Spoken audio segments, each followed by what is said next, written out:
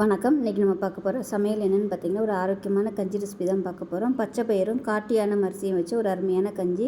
Taste சூப்பராக இருக்கும். சின்னவங்கலேருந்து பெரியவங்க வரைக்கும் தாராளமாக சாப்பிட்லாம். எப்பயும் இட்லி தோசை சாப்பிடாமல் காலையில் ஒரு நேரம் இது மாதிரி செஞ்சு பாருங்கள். உடம்புல உள்ள சூட்டையும் நல்லா குறைக்கும். ஸோ அருமையான கஞ்சி இது. ஸோ வாங்க அதை எப்படி செய்யலாங்கிறத பார்க்கலாம்.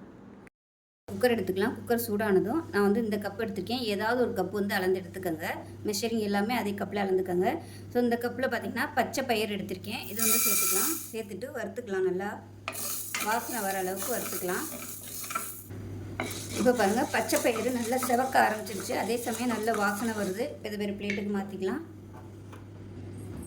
இப்போ அதே கப்பில் ஒரு கப் அளவுக்கு காட்டியான அரிசி எடுத்திருக்கேன். இப்போ அதையும் சேர்த்து நல்லா வறுத்துக்கலாம். லேசாக வறுத்திங்கன்னா போதும், ரொம்ப வறுக்கணும்னு அவசியம் இல்லை. இப்போ பாருங்கள், இதுவும் நல்லா வறுபட்டுருச்சு. லேசாக வறுத்திங்கன்னா போதும், ரொம்ப வறுக்கணும்னு அவசியம் இல்லை. இதை வந்து வேறு பிளேட்டுக்கு மாற்றிக்கலாம்.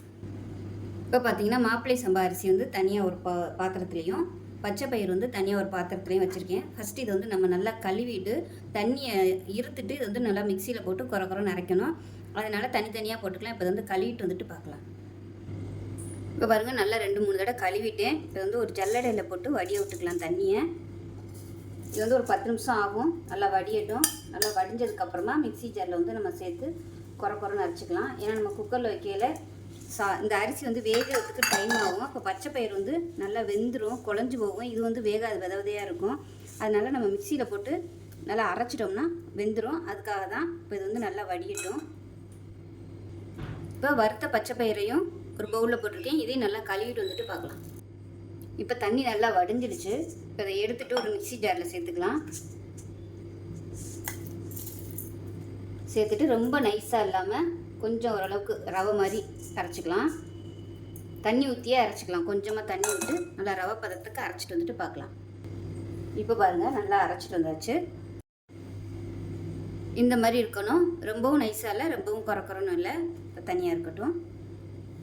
குக்கர் எடுத்துக்கலாம். இப்போ நம்ம அரைச்சி வச்சுருக்க இந்த காட்டியான அரிசியை சேர்த்துக்கலாம். அரைச்சி வச்சுருக்கிறத சேர்த்துட்டு இதில் கொஞ்சமாக தண்ணி விட்டு அலசிட்டு அந்த தண்ணியும் சேர்த்துக்கலாம்.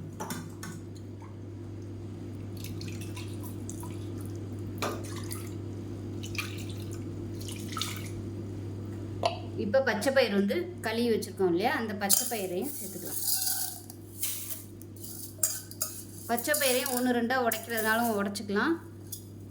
உங்களோட விருப்பம்தான். இப்போ இதில் வந்து எந்த கப்பில் எடுத்தோமோ அதே கப்பில் ஒரு 6 கப் அளவுக்கு தண்ணி ஊற்றிக்கலாம். இப்போ இதில் தண்ணி சேர்த்துக்கலாம். 6 கப் அளவுக்கு தண்ணி நான் அளந்து வச்சுருக்கேன். இப்போ அந்த தண்ணியை வந்து அப்படியே சேர்த்துக்கலாம். இப்போ இதில் 1 டீஸ்பூன் போல் வெந்தயம் சேர்த்துக்கலாம். அதே மாதிரி 1 டீஸ்பூன் போல் சீரகம் சேர்த்துக்கலாம். 5 பல் பூண்டு வந்து தட்டி வச்சுருக்கேன், அதை சேர்த்துக்கலாம். இப்போ அதை நல்லா கலந்து விட்டுக்கலாம்.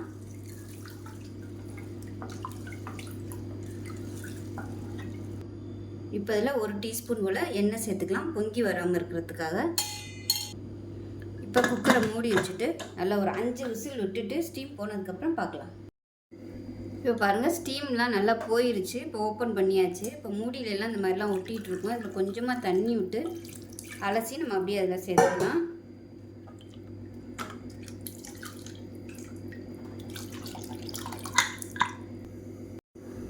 இப்போ கேஸ் ஆன் பண்ணிவிட்டு இது வந்து நல்லா கலந்து விட்டுட்டு மறுபடியும் கொதிக்க விட்டுக்கலாம். ஏன்னா தண்ணி ஊற்றிருக்கோம், அதனால் நல்லா கொதிக்கட்டும். இப்போ இதில் உப்பு சேர்த்துக்கலாம். நான் இன்னும் உப்பு சேர்க்கலை, அதனால் 1 டீஸ்பூன் போல் கல் உப்பு சேர்த்துருக்கேன். கரைஞ்சதும் பத்தலைன்னா அப்புறம் சேர்த்துக்கலாம். இப்போ பாருங்கள், நல்லா கொதிச்சிருச்சு. இப்போ வந்து தேங்காய் பால் சேர்த்துக்கலாம். நல்லா கெட்டியான தேங்காய் பால் எடுத்து வச்சுருக்கேன். அந்த தேங்காய் பாலை சேர்த்துக்கலாம். சேர்த்துட்டு கேஸ் அமர்த்திடுங்க, கொதிக்க விட வேணாம். கேஸ் அமர்த்திட்டேன். இப்போ இது வந்து கலந்து விட்டுக்கலாம். அவ்வளோதான், அருமையான பச்சை பயிறு காட்டியான அரிசி கஞ்சி ரெடி ஆயிடுச்சு. ரொம்ப ஆரோக்கியமான ரெசிபி. உடம்புக்கு வந்து நல்ல ஸ்ட்ரென்த்தும் கொடுக்கும், அதே சமயம் நல்ல குளிர்ச்சியும் கொடுக்கும். காலையில் இட்லி தோசைக்கு பதிலாக இது மாதிரி ஹெல்த்தியாக செஞ்சு சாப்பிடுங்க. இதோட ஒரு துவையல் வச்சு சாப்பிட்டிங்கன்னா அருமையாக இருக்கும். இது ஆறுச்சுன்னா உங்களுக்கு நல்லா கெட்டி போட்டுரும். ஸோ இதை விட உங்களுக்கு கெட்டியாக வேணும்னாலும் நீங்கள் தண்ணி வந்து கம்மியாக வச்சுக்கோங்க. ஸோ இது வந்து குடிக்கிற பதத்துக்கு இருக்கும். ஆறும்போது கரெக்டாக வந்துடும். ஸோ செஞ்சு பாருங்கள். செஞ்சு பார்த்துட்டு எப்படி வந்துச்சுங்கிறத சொல்லுங்கள். வீடியோ பிடிச்சிச்சுன்னா லைக் பண்ணுங்கள், கமெண்ட் பண்ணுங்கள், சேனலை சப்ஸ்கிரைப் பண்ணுங்கள், பக்கத்தில் உள்ள பெல் பட்டனை ப்ரெஸ் பண்ணுங்கள். நன்றி.